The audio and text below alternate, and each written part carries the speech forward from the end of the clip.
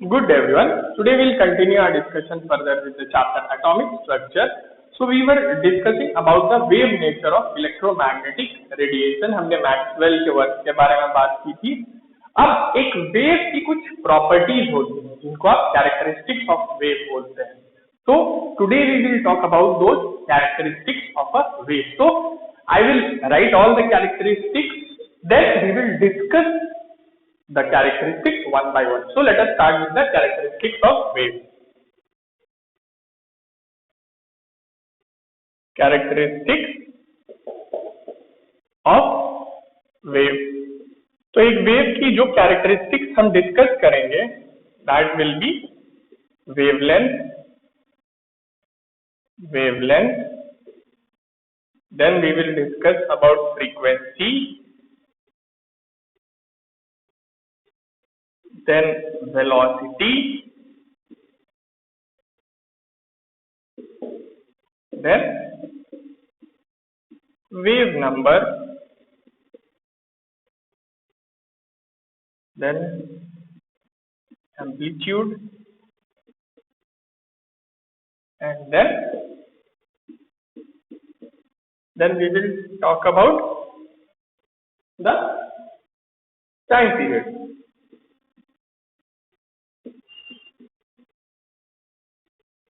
So ये कुछ 6 characteristics हैं जिनके बारे में हम बात करेंगे वेव की.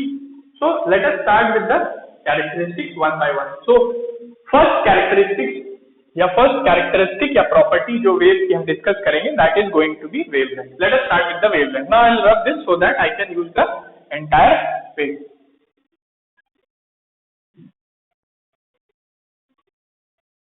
सो वेवलेंथ क्या होता है?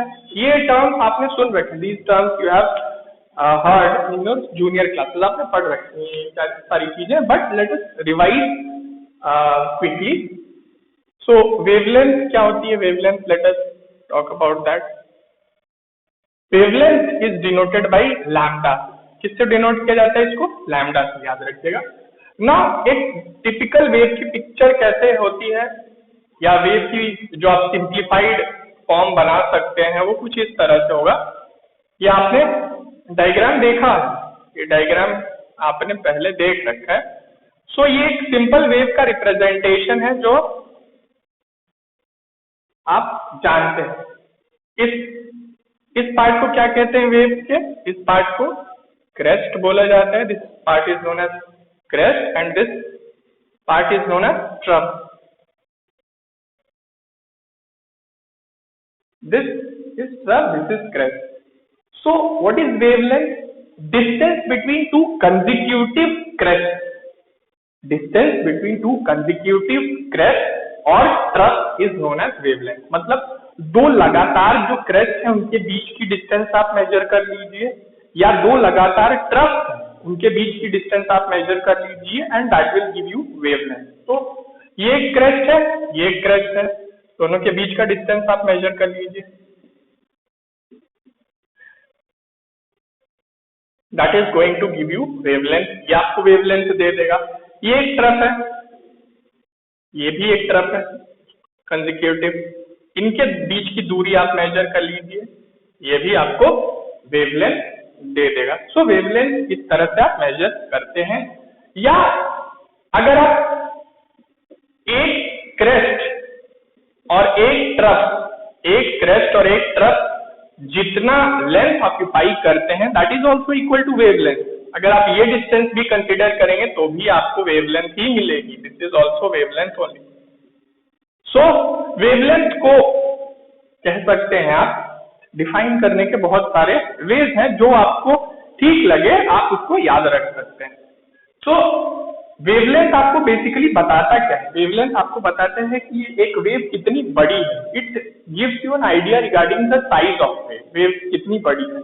वेवलेंथ ज्यादा होगी, वेव बड़ी होगी. वेवलेंथ कम होगी, स्मॉलर वेव होगी.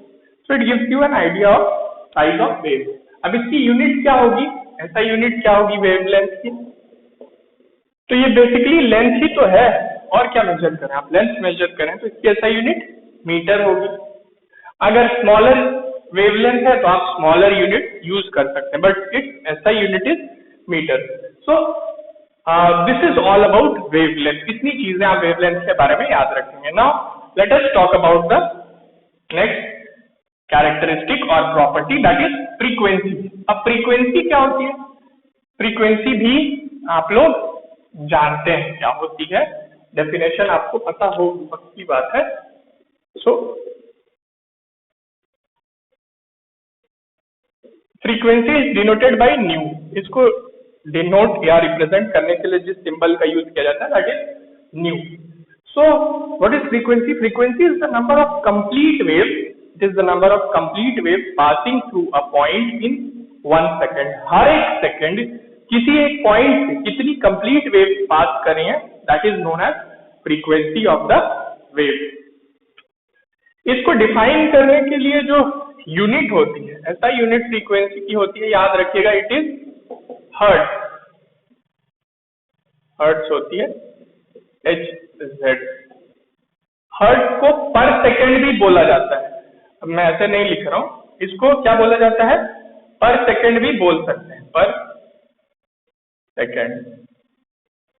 सो अब इसका मतलब क्या, लेट अस अंडरस्टैंड। अगर मैं बोलता हूं 1 हर्ट्ज, एक वेव की फ्रीक्वेंसी 1 हर्ट्ज है, तो इसका मतलब है एक कंप्लीट वेव, एक पूरी वेव मतलब एक क्रेस्ट और एक ट्रस्ट।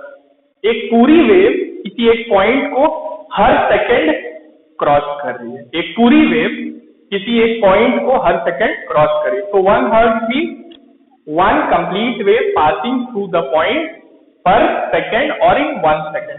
अगर आप 2 हर्ट्ज बोलते हैं तो कितनी वेव एक सेकेंड में उस पॉइंट को क्रॉस कर रही है? 2 wave. 2 hertz means 2 complete wave passing through a point in 1 second और पर सेकेंड। 3 हर्ट्ज बोलते हैं तो 3 हर्ट्ज बोलेंगे तो 3 complete wave will pass through the point पर सेकेंड। n हर्ट्ज बोलेंगे तो n कंप्लीट वेव। तो जितना वेव क्रॉस करेंगे एक पॉइंट को पर सेकेंड, उतना हर्ट्ज होता जाएगा। Now this is about frequency, so remember this thing. Now let us talk about the third one, that is velocity. So velocity क्या होगा? Velocity is the, you can say, जैसे normal चीजों की velocity होती है, जैसे वेव की भी वेलोसिटी, कितनी तेजी से वेव ट्रेवल करी, दैट इज वेलोसिटी। सो लेकिन इलेक्ट्रोमैग्नेटिक रेडिएशन की जो वेलोसिटी होती है उसकी वैल्यू फिक्स्ड होती है। क्या होती है? इलेक्ट्रोमैग्नेटिक रेडिएशन की जो वेलोसिटी होती है उसकी वैल्यू फिक्स होती है, that is 3 × 10⁸ metre per second. ये इलेक्ट्रोमैग्नेटिक वेव की वेलोसिटी होती है, और लाइट भी एक इलेक्ट्रोमैग्नेटिक वेव है। तो this is the velocity of light. Light की भी यही वेलोसिटी होती है, और उसको रिप्रेजेंट किससे किया जाता है? c से। So c is the speed of light और वेलोसिटी ऑफ लाइट, जो भी आप बोल सकते हैं, and it is 3 × 10⁸ metre per second. और सारे इलेक्ट्रोमैग्नेटिक वेव की यही वेलोसिटी होती है। Now there is a one very important relation which connect velocity, wavelength and frequency, that is velocity is equal to frequency into lambda। velocity is equal to frequency into lambda, ये बहुत important formula है which connect velocity of an electromagnetic radiation with frequency and wavelength। अब ये जो velocity है इसकी value fix होती है, 3 × 10⁸ मीटर पर सेकेंड फिक्स है। इलेक्ट्रोमैग्नेटिक रेडिएशन की जो वेलोसिटी है ये फिक्स है। अब देखिए, अगर किसी दो चीजों का प्रोडक्ट कांस्टेंट है, बिकॉज वेलोसिटी जो है वो प्रोडक्ट है फ्रीक्वेंसी और वेवलेंथ का, तो इसका ये प्रोडक्ट कांस्टेंट है। अगर इनमें से एक क्वांटिटी बढ़ेगी तो दूसरे को रिड्यूस होना पड़ेगा, so that that product remains constant. So अगर वेव, एक इलेक्ट्रोमैग्नेटिक वेव की फ्रीक्वेंसी बढ़ेगी तो वेवलेंथ रिड्यूस होगी। क्यों? क्योंकि दोनों का प्रोडक्ट क्या होना चाहिए? कांस्टेंट होना चाहिए। उसी तरह अगर वेवलेंथ बढ़ती है, वेवलेंथ इंक्रीजेस, तो frequency will reduce, so that their product remains constant. So these are some very basic things related to the characteristics. हमने 3 कैरेक्टरिस्टिक्स के बारे में बात की। We will talk about the rest of the characteristics in the next class. Today we'll keep it till here only. We'll continue further in the next class. Thank you so much.